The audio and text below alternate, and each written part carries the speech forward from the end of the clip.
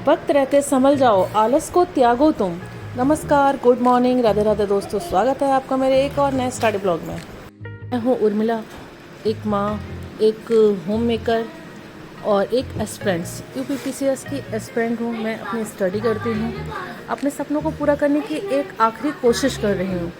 आखिरी इसलिए कि उम्र के इस पड़ाव पर हूँ मैं कि मेरे लिए ये आखिरी ही कोशिश है। उसके बाद ना एज रहेगी और ना ही कोशिश। हाँ, ये अलग चीज़ है कि मैं किसी अलग फील्ड में फिर कोशिश कर सकती हूँ, लेकिन कोशिश मैं इतनी पूरी मेहनत से करूँगी कि मैं इसी कोशिश में सक्सेस हो जाऊँ। अगर आप मेरे ब्लॉग्स को देखते हैं तो आपको पता ही होगा कि मेरी तबीयत बहुत दिन से ख़राब चल रही है, लेकिन फिर भी मैं अपने टाइम पर उठने की कोशिश करती हूँ और उठ जाती हूँ। मुझे कभी भी उठने में दिक्कत नहीं होती है, क्योंकि मेरा एक जो रूटीन फिक्स है वो फिक्स है। मेरी नींद ऑटोमेटिक अपने टाइम पर खुल जाती है। उठने में दिक्कत सिर्फ तब होती है जब मुझे रात को ही नींद ना आए। अगर मुझे प्रॉपर 5 घंटे की नींद आ चुकी है, मैं 5 घंटे सो चुकी हूँ, तो मुझे सुबह उठने में, मॉर्निंग में कोई भी दिक्कत नहीं होती, कोई इशू नहीं होता है। भले ही मेरी प्रॉब्लम हेडेक हो या कोई पेन हो, उस वजह से मैं बैठ ना पाऊँ, स्टडी ना कर पाऊँ, वो चीज़ अलग होते हैं, वो अलग इशूज़ होते हैं। लेकिन उसमें ये इशू कभी नहीं होता कि सुबह मुझे उठने में कोई प्रॉब्लम हो। मुझे सुबह उठने में बिल्कुल प्रॉब्लम नहीं होती है। लेकिन हाँ, अगर रात को मैं 2 बजे सोई हूँ या 1 बजे सोई हूँ, तो फिर मेरा 5 बजे या 4 बजे उठना पॉसिबल नहीं होता, क्योंकि नींद ही 2-3 घंटे की हुई होती है। तो आँख खुल जाएगी, लेकिन सर में बहुत पेन होता है, इसलिए नहीं हो पाता। फिर वो पेन रहता ही है पूरे दिन। तो बस मैं कोशिश ये होती है कि अगर मैं शाम को 11 बजे तक सो जाती हूँ, तो फिर मेरा उठना आराम से होता है कि मैं आराम से उठ सकती हूँ।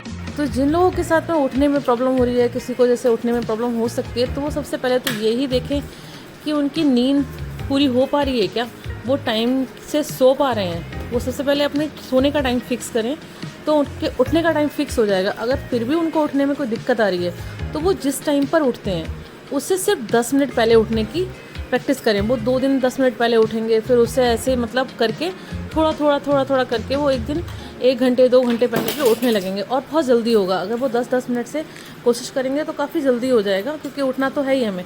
अगर हम अपने दिमाग में फिट कर लें कि हमें 10 मिनट बाद तो उठना ही है, तो हम अभी उठ जाते हैं, इसमें दिक्कत क्या है। और फिर कुछ काम जल्दी होता है तो हमें थोड़ी सी खुशी मिलती है कि हाँ, ये आज काम हमारा जल्दी हो गया। तो इस तरह से अगर एक बार आपके दिमाग में चीज़ सेट हो जाएगी कि हम इतनी जल्दी उठ रहे हैं, तो फिर आप 2 घंटे पहले भी उठ जाएंगे, नो डाउट। उसमें कोई फिर दिक्कत नहीं आती। आजकल मैं सुबह 4 बजे उठती हूँ और 4:15 से अपनी स्टडी को स्टार्ट करके 1 घंटे 1.5 घंटे ही पढ़ पाती हूँ। 1-1.5 घंटे अपनी स्टडी करके जो मैंने टू डू लिस्ट बनाई, मैं पहले ही शाम को डिसाइड करके सोचती हूँ कि मुझे कौन सा सब्जेक्ट बनाना है। टू डू लिस्ट तो बहुत हैवी से नहीं बना पा रही हूँ, छोटा छोटा ही बनाती हूँ कि ज़्यादा नहीं हो पाता है, क्योंकि मेडिसिन तो डेली ही चल रही है। अभी 3-4 दिन की मेडिसिन बची है। मेडिसिन की वजह से थोड़ा सा सर भारी रहता है, नींद आती है, तो उस वजह से थोड़ी दिक्कत सी लगती है।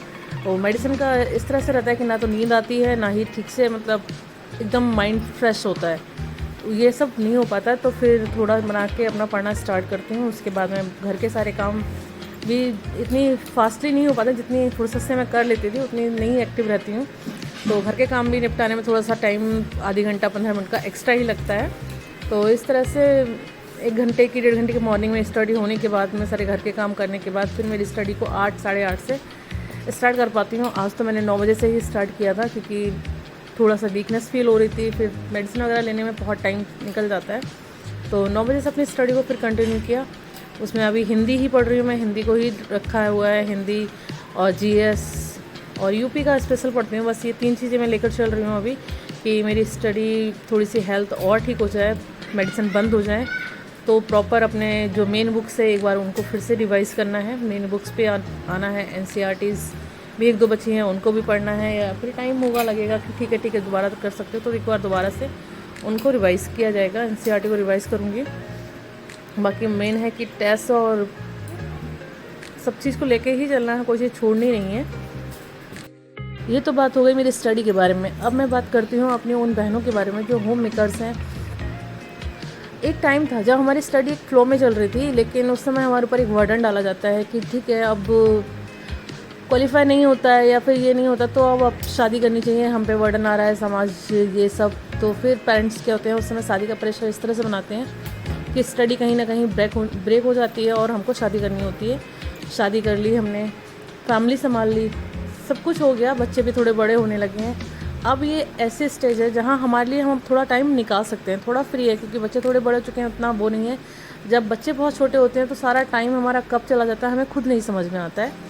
टाइम को हम कितनी भी मैनेज करने की कोशिश करें, जैसे मैंने ये अपने ड्रीम को पूरा करने के लिए जो फर्स्ट टाइम सोचा था शादी के बाद वो था 2021 में, लेकिन उस समय मेरा बेटा था 4 महीने का।